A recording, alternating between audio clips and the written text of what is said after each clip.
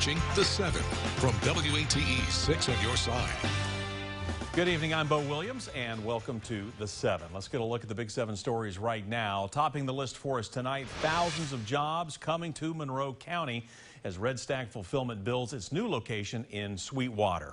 If you didn't know, the organization operates fulfillment warehouses for e-commerce. The CEO of Red Stag says this area had exactly what they were looking for when they were thinking of expanding their operations. And we were at today's groundbreaking for one of 6 buildings that we've built right next to I-75 in Sweetwater. This project was born in 2020 as a brainchild, the vision of MG, and we broke ground last summer with the site work and actually started moving construction last fall. So we'll open up in September of this year in phase 1 and continue roll into 2023. Not only is Sweetwater gaining a big business, but the mayor expects that job opportunities will bring in more people to the community. And they are also expecting $1,500,000 just in property taxes for Sweetwater. We'll have what you need to know to apply for jobs at Red Stag on WATE.com. Next here on the Big 7, Congressman Tim Burchett is stepping in after yesterday's unprecedented leak of a Supreme Court draft opinion suggesting the 1973 law will be struck down. Burchett is now asking the FBI to investigate the leaked Supreme Court document. He wrote a letter to the FBI director citing justices must have privacy. The letter also goes on to say it is critical for the FBI to look into the leak. So far, the Supreme Court has confirmed the document is real, but notes it is not a final draft.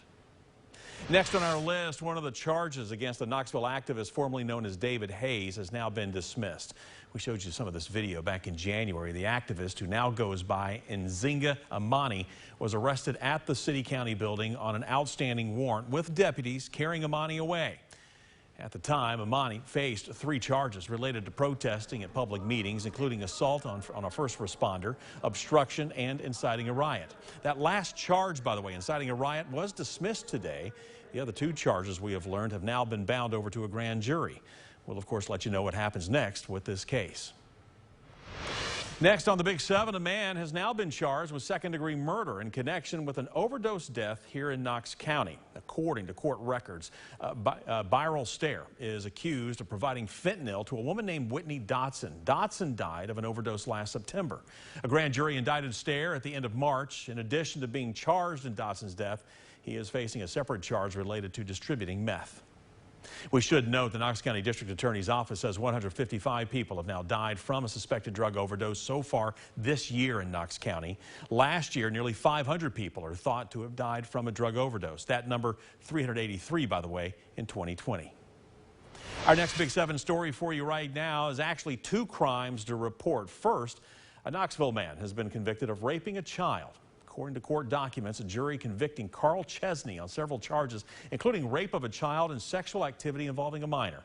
The document states that Chesney began abusing the child in 2010 when the victim was 5 years old, adding that the abuse continued for 7 years until the victim was 12. Chesney is set to be sentenced on June 10th. Rape of a child is a Class A felony that carries a punishment of 25 to 40 years in prison without the possibility of parole. And second, another Knoxville man has been arrested, suspected of stabbing a victim multiple times in the hallway of an apartment complex. We're told the victim called officers to the 1100 studio apartments of Lula Powell Drive just after 9 last night. The victim was found lying on the floor of his apartment with multiple cuts to his chest and face.